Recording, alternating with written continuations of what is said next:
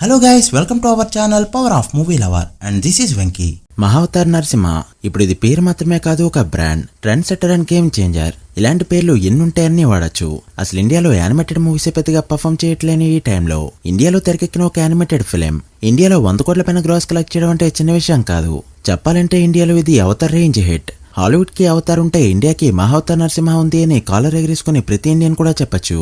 అది కూడా హిందూ మతాన్ని బేస్ చేసుకుని వచ్చిన ఫిలిం.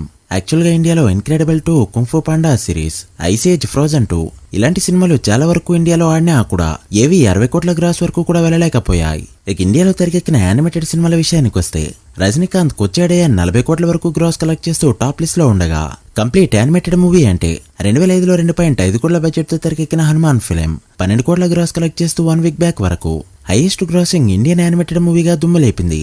ఇక ఆ మూవీకి వాయిస్ ఓవర్ చిరు ఇవ్వడంతో తెలుగులో కూడా సూపర్ హిట్ అయింది ఆ ఫిలిం. ఇక ఇది ఇలా ఉంటే ఇండియన్ సినిమాల పరంగానే కాకుండా అసలు ఇండియన్ స్క్రీన్ పైన ఎన్ని యానిమేటెడ్ మూవీస్ అయితే రిలీజ్ అయ్యాయో వాటన్ని రికార్డ్స్ ని కూడా మడత పెట్టి బ్రేక్ చేసింది ఈ ఫిలిం. అసలు కలెక్షన్స్ లో ఏంటి ఆ గ్రోత్, చెప్పులు బయట పెట్టి మరి థియేటర్స్ లోకి ఆడియన్స్ వెళ్లడం కూడా ఈ సినిమాతోనే పాసిబుల్ అయింది. భక్తి కోసం సినిమాకి వెళ్లే ఆడియన్స్ కొంతమంది, ఆ సినిమాటిక్ ఎక్స్పీరియన్స్ తీసుకుని విజిల్ కొట్టడానికి వెళ్లే ఆడియన్స్ మరికొంతమంది, అంతా కలిసి సినిమాని ఎక్కడో కూర్చోబెట్టారు.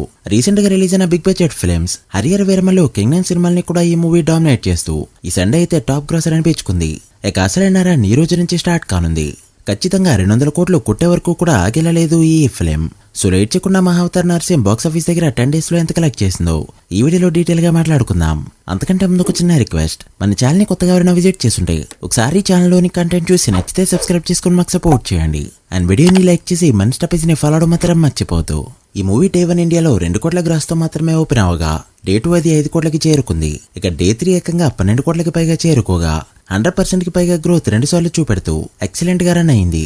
ఇక డే 4 6 కోట్ల నెట్ ని ఇండియాలో కలెక్ట్ చేయగా, డే 5 డే 6 7.7 కోట్ల నెట్ అండ్ డే 7 7.5 కోట్ల నెట్ ని కలెక్ట్ చేయగా, ఫస్ట్ వీక్ ఇండియాలో 45 కోట్ల వరకు నెట్ ని అండ్ 50 కోట్ల పైన గ్రాస్ కలెక్ట్ చేస్తూ మూత మోగించింది ఈ film.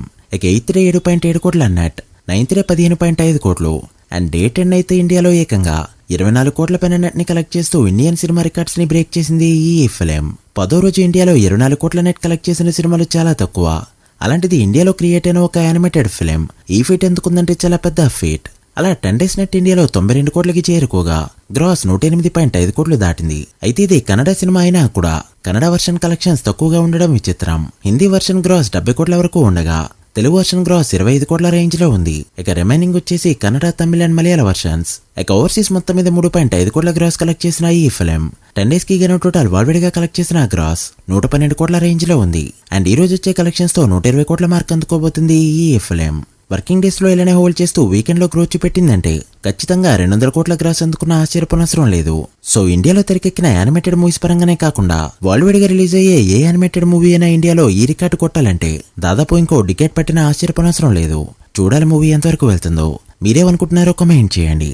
So guys, that the video. ఇది Mahavatar Narasimha 10 days total world box office report. ఈ మూవీ ఫుల్ రన్ లో ఎంతవరకు వెళ్తుంది అనుకుంటున్నారో కామెంట్ చేసి, వీడియో నచ్చితే లైక్ చేసి మీ ఫ్రెండ్స్ ఫైల్ మెంబర్స్ కి షేర్ చేయండి. మరొక ఇంట్రెస్టింగ్ వీడియోతో మళ్ళీ కలుద్దాం. అప్పటి వరకు signing off, power of movie lover. Thank you.